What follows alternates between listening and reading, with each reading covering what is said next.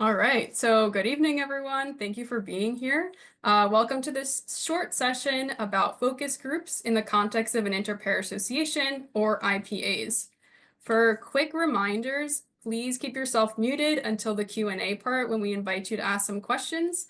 And I invite you also right now to share in the chat your name, your parish, and your location, just so we can see where people are coming from. Let's begin with a prayer. In the name of the Father, and the Son, and the Holy Spirit. Amen. O heavenly King, Comforter, the Spirit of truth, who are present in all places and filling all things, treasury of good things and giver of life, come and abide in us, cleanse us from every impurity, and save our souls, O gracious Lord. Amen. All right, so an overview of our time together is that we'll jump into what an inter-parish association is, how focus groups fit in, and then take some time to answer your questions. So tonight I'm joined by Dr. Tom Cray, who is the Research and Evaluation Consultant for the Inter-Parish Associations. So Dr. Cray is a professor, chair of global practice, and assistant dean of global programs at the School of Social Work at Boston College. He's going to offer a little bit more about his background and how it connects to the research and evaluation work of the Inter-Parish Associations. But before we get into that, I want to offer a really quick overview of what an Inter-Parish Association is. So here's kind of the big picture.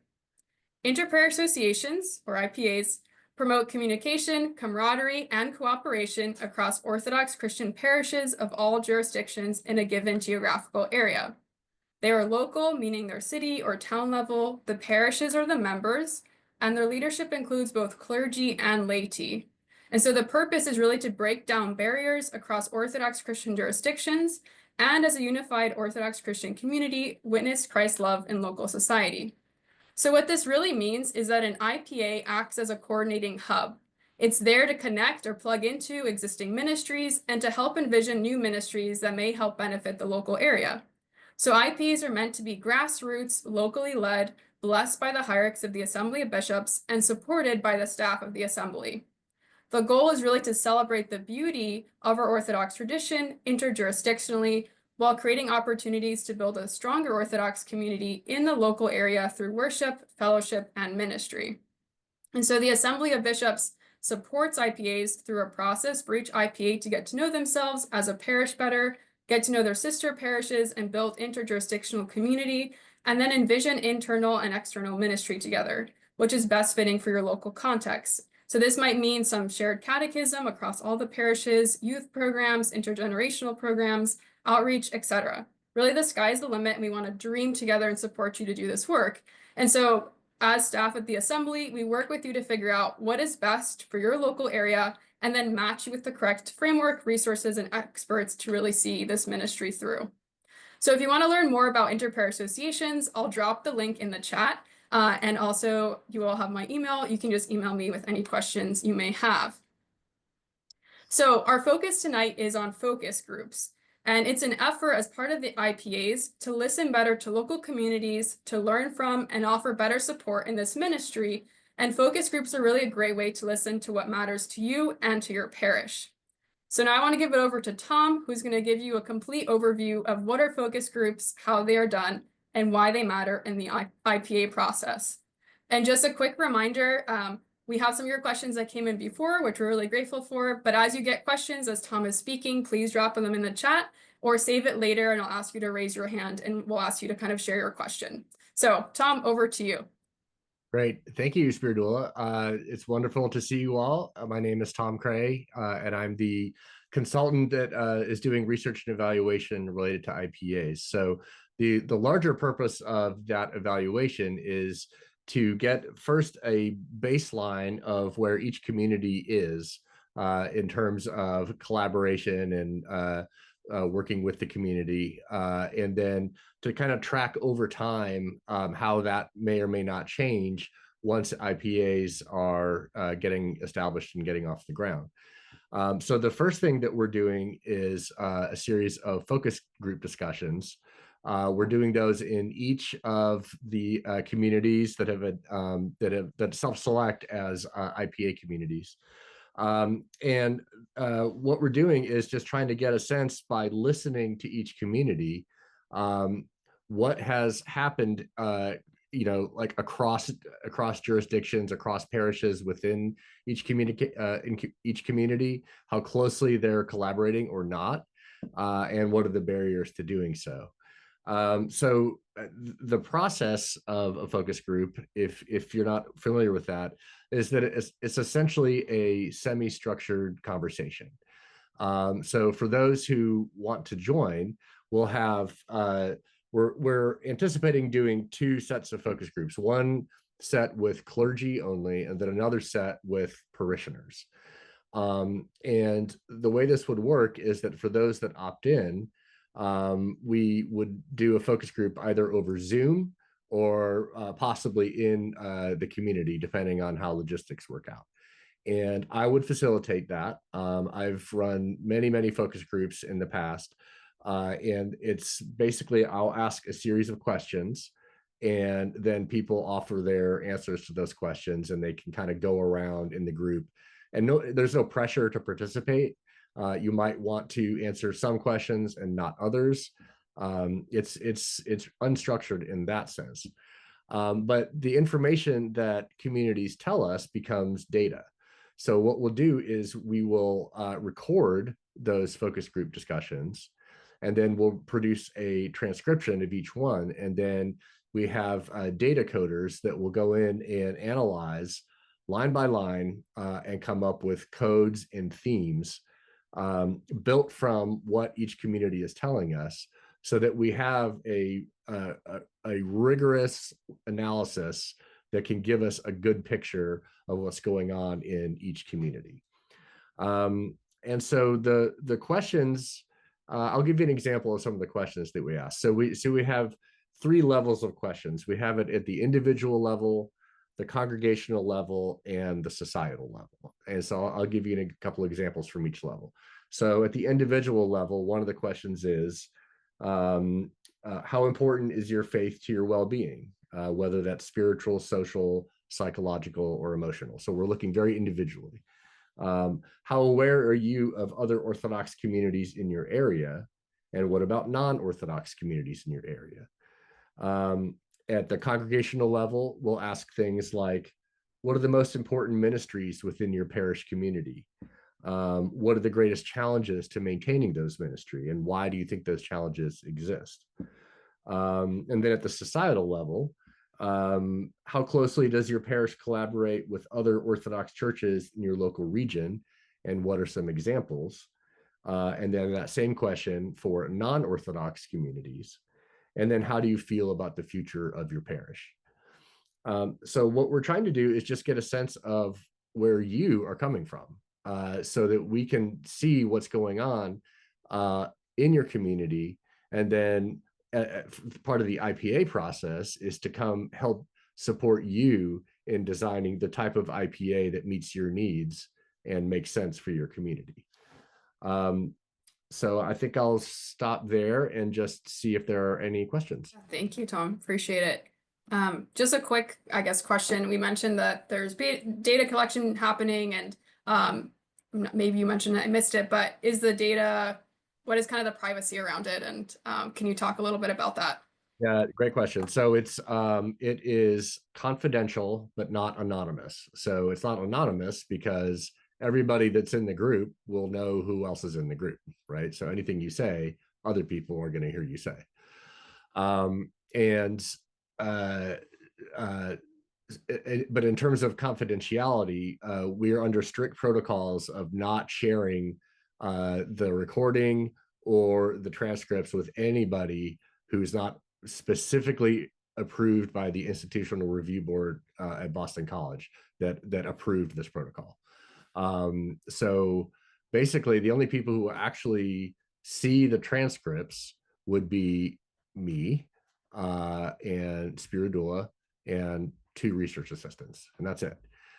So anything that we report would be reported in aggregate, and we will pull out quotations to illustrate codes and themes in the report. Thank you.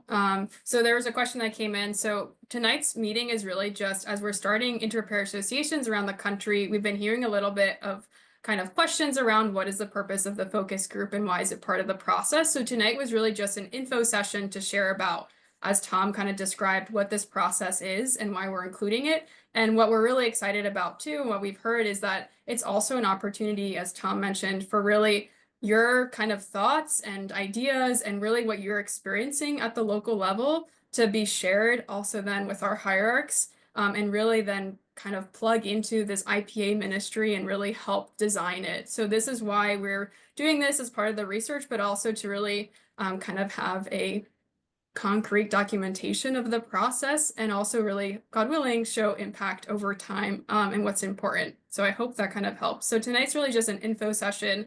Some of you are a part of emerging IPAs or just started meeting recently, which is really exciting. So I've talked about focus groups, and we thought it was a good idea to have a conversation between Tom and I. So there was a question about for parishes to sign up and to participate in the focus group. So that's a really great question. The process is that parishes need to be part of an inter-parish association to be able to schedule a focus group. So when there's a critical mass of parishes in a local area that are ready to move forward in an IPA, that means that each of the parishes have submitted a letter of participation, meaning that the parish agrees to be part of the inter-parish association, and the letter is signed by the parish priest and the parish council president or equivalent, and the parish has also received a letter of blessing from their hierarch. So this is really important because all the bishops have blessed this ministry, and it's kind of this extra layer of blessing to make sure your hierarch knows that you're part of the IPA, and you know the parish knows that you have their blessing from the hierarch. So after that process, and I work with you to make sure then there's kind of this leadership team, the synergy group that's established. And from there, then we start planning some of the activities of the IPA, starting with the focus group to do these kind of listening sessions. So Tom, I have another question, and people feel free to raise your hand if you have a question you want to verbalize or also share it in the chat. But can you tell us a little bit about kind of the experience we've had in the past? We've done 3 focus groups. So what is the experience we've had with those, some of the learnings, kind of what we heard as feedback from the people in the groups, and were those online or in person? Can you talk a little bit about that? Yeah, we did 2 focus groups in the Atlanta region and 1 focus group in Minneapolis, and it was very well received. The clergy group in Atlanta talked a lot about because they've done some work similar to IPAs, so they were able to tell us what that experience was like, and they talked about challenges in their parish, accommodating an influx of catechumens, for example. And they really appreciated the chance to talk to each other. Not that they don't talk to each other, but it was a forum to be able to share kind of in real time what was going on. And that seemed to be the case in all the focus groups we've done. I think it was there was a lot of enthusiasm for the opportunity to talk about these issues and to look at the Orthodox community beyond people's local parish, which sometimes is difficult. And so while the purpose of the focus group is to get an understanding of what's going on in communities, I think there is like an indirect benefit of being able to share and even being able to build community in some way through the process of the focus group. Yeah, thank you for that. Yeah, and so as we did the online ones, like we said, that was a really beautiful way for people to come together. And there was one done in person. Unfortunately, Tom helped me virtually because that's when all the kind of flight meltdown happened and a lot of flights were grounded. But being in person was very powerful. We did that in the Twin Cities to learn from their experience. So that was we were actually there for probably 5 hours. The 90 minutes of the focus group kind of spilled over into conversation and brainstorming an idea. So it was a really beautiful place to learn about the amazing work there, but also kind of growing from it. And also just wanted to say, so Atlanta was one of the pilots along with Akron for the Inter-Parish Associations ministry. So we have a question that came in about for the focus groups, what is the participation in regarding laity or clergy? And I saw some other questions that are general to IPA, so I'll answer those a little bit towards the end.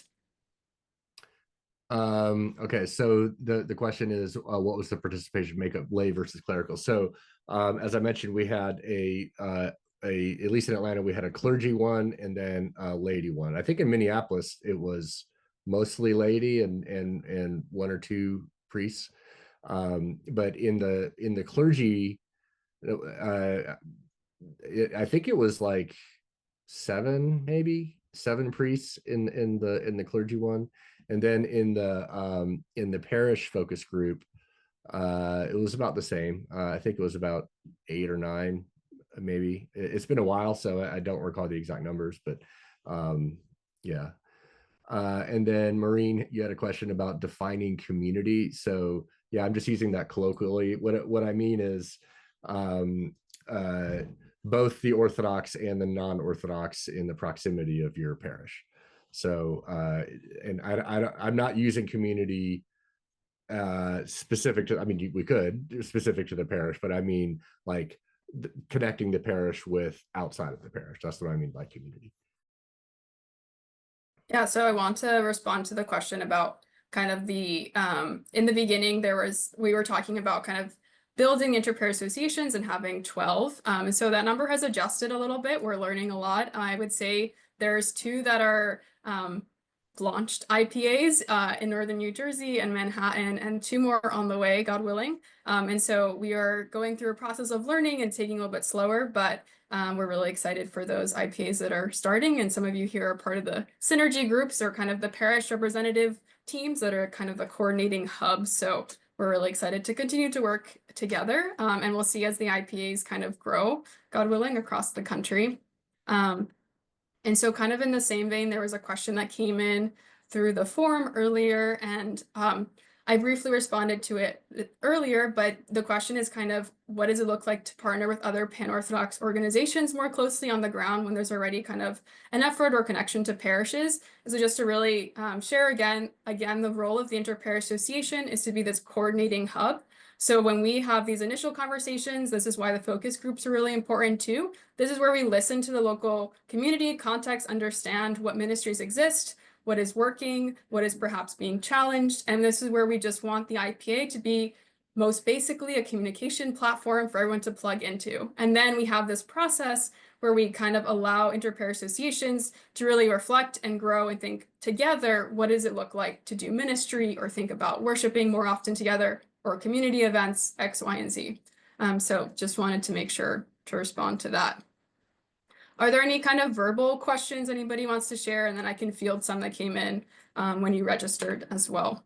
So yeah, just to kind of the question in the chat, the same thing. If there's an existing clergy brotherhood or lay organization, we want to make sure we're working all together. The role of the IPA is not to take over or to change. It's just to kind of create a communication platform, because since the parishes are the members, it's a very unique kind of membership model. And so the idea is, again, how can we be better, kind of stronger together by making sure everybody knows what's happening and then making sure everyone's plugged in.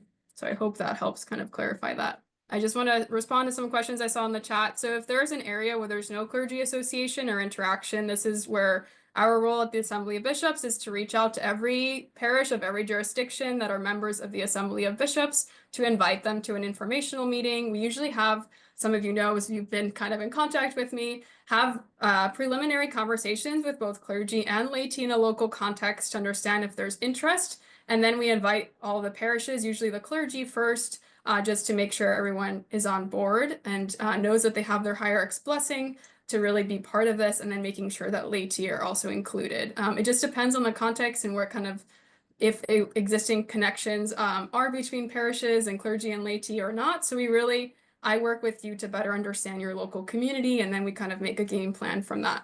So if, for example, some of you here are from Manhattan. In Manhattan, there's no clergy association, there's no laity association.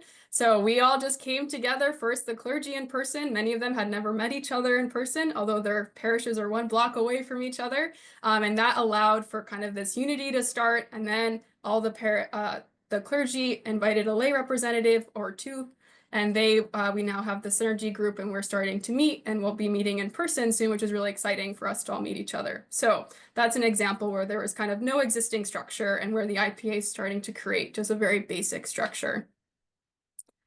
There's also a question about a summary of the activities on the IPA webpage. We're currently under construction, so it's a Lenten project. So we will be updating the website soon. So stay tuned. There will also be a kind of a video mini series explaining all of the IPA's kind of process and steps. So stay tuned for that, and also the website overhaul. So to start an inter-parish association, the question is how many parishes are needed? So in a local context, let's say there are 10 parishes of different jurisdictions. The minimum is 3 of different jurisdictions. Again, every single parish is invited. Of course, we're not going to get all participation in every area all at once. And so at least 3 parishes. We want at least 50% of those that we contacted to be able to participate. So that eventually be maybe 25%, depending on if there was 5 in that area, but minimum 3 of different jurisdictions in a local context. It can also be larger areas, and then we do kind of this satellite model. For example, Northern New Jersey has 40 parishes, but it's quite large. And so they're larger IPA and have kind of these satellites where parishes that might be in clusters will think about ministry a little bit more intentionally together. So one more here. What types of ministries are parishes sharing? So it depends on the area. Right now, we've been in this stage of just learning a lot around the country. And so since kind of the new IPAs that are starting to think about this, we have this kind of strategic planning and visioning process where we, in addition to the focus group, do a few more listening sessions to understand what is really important to our parishes and what is kind of the ministry we want to envision together. But some of the examples I like to use is, perhaps some of you know these, in the Twin Cities, they have a shared catechism. So there's a shared curriculum that the clergy all use, and the catechumens rotate parishes for every class. And so it's kind of a shared responsibility among the clergy. In the Worcester area, they have a council that has been around for many years and actually very much has an IPA model. They're incorporated, the parishes are the members. So they are so far that they could do incorporation, and they've actually have a pan-Orthodox assisted living and nursing home, which is amazing. And I think it's the only one across the country. And I know in the past, they used to have swimming halls that were offered by the men's and women's groups that were coming out of this council.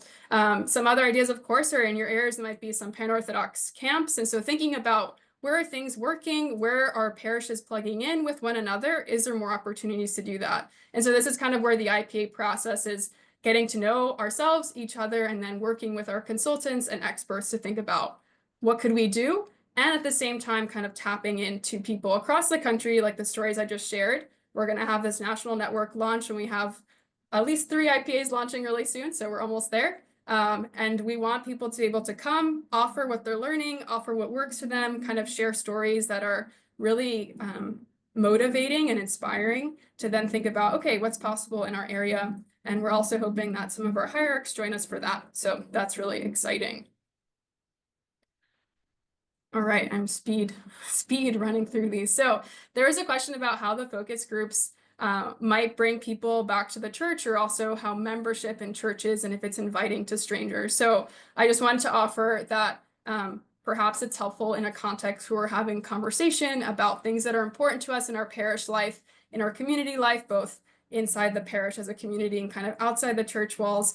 And that might be a conversation about how welcoming we are, or whatever the case may be. So I don't have an answer for that, but perhaps that could be kind of gleaned or learned from the focus group experience.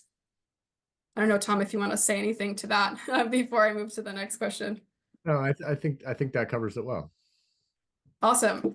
So there was also a question about how to facilitate better cooperation across Orthodox churches in areas where there might be high concentrations of certain ethnic groups. So I think what I've been learning a lot recently is just start the conversation. So by kind of coming together right now in conversation around an IPA, a lot of people, again, are talking to each other that might not have talked to each other before, or being kind of sharing a space in the same room. And I think just getting people to get to know each other, start building trust. And of course, we're not going to get every parish from the beginning, and that's okay. But just kind of offering opportunities to come out and get to know each other, as Maureen was saying too, just getting to get to know each other is really crucial. So that's something I've been seeing so far, but more to be discerned. All right, we are at 8 o'clock, so if anybody needs to jump off, thank you so much for joining us for this info session. I am going to field a couple more questions that came in, so if you're able to stay for 5 more minutes, please join us for that. And again, if you have any more questions, please let me know. But we will probably also do a general info session about IPAs. So since a lot of them were general questions. So yeah, thank you for those that came. So there was also a question about, can a group proceed without formal letters from the bishops when parishes are involved? So as I mentioned, we do have this process that's really important. So because we're all part of the same church and kind of structure, we really want this opportunity where we have the blessing of our hierarchs to really be kind of prevalent there. And so we do really encourage that as an inter-parish association, you work with us as staff, and then you have your hierarch's blessing and kind of letter of blessing. And I know some areas, I know the pilots are a little bit different. I know that question is coming from a pilot, but we work with you. So just reach out to me. We can talk about it more. But it's really important because this is a ministry directly created by the bishops of the Assembly of Bishops. And so we're really excited about really the vision and also the blessing we have to do this ministry.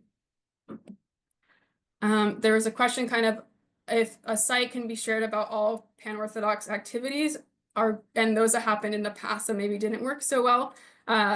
As much as it relates to IPAs, the hope is to showcase that on our website. So God willing, stay tuned for the past stuff. Maybe if somebody wants to take that on as a side project, that'd be really cool. But I don't think we'll feature that for right now. There was also a question about opening up a pan-Orthodox school. This is another example I hear across the country a lot about IPAs being a possibility in areas that are thinking about Orthodox schools and kind of coming together more strongly to start this. So the question was if there could be kind of a letter of support or blessing from the assembly. So the recommendation from the Assembly of Bishops is to seek the blessing from your local hierarch. And so really, again, the vision and goal of starting an inter-parish association is to kind of have this home base or again, hub where you are more connected as parishes to your local hierarchs. And it allows you to create things like Orthodox schools and be supported and have a blessing. So I hope that kind of helps that question.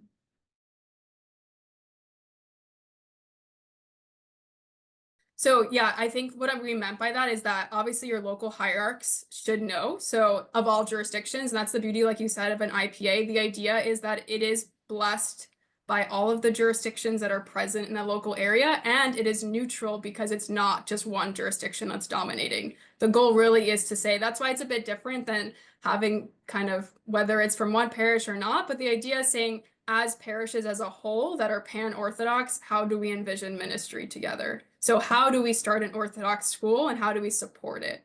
So that's where like let's say your team of starting an Orthodox school would be plugged into this structure of an IPA. The bishops that are knowing that their parishes are involved would say, oh, hey, great, there's an Orthodox school also starting. Wonderful. If it's part of the IPA structure, it has our blessing. That's kind of to clarify. I hope that kind of helps too. So absolutely, your vision of interjurisdictional is what we also want to support through an IPA. May I ask a question? It seems like this is more trying to, although it's been organized and sanctioned and put together by the Assembly of Bishops, you're trying to develop a grassroots attitude towards bringing the Orthodox communities together.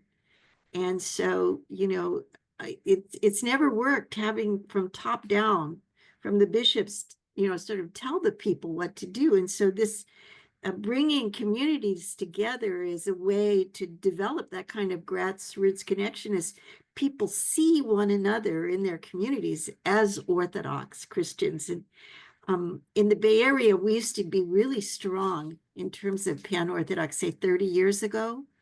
And I've talked about this with some other people that are involved in ministry, and they talk about how 30 years ago, we used to do so many things from inter sports to social events and all kinds of things. And we just saw ourselves as the Orthodox communities. And I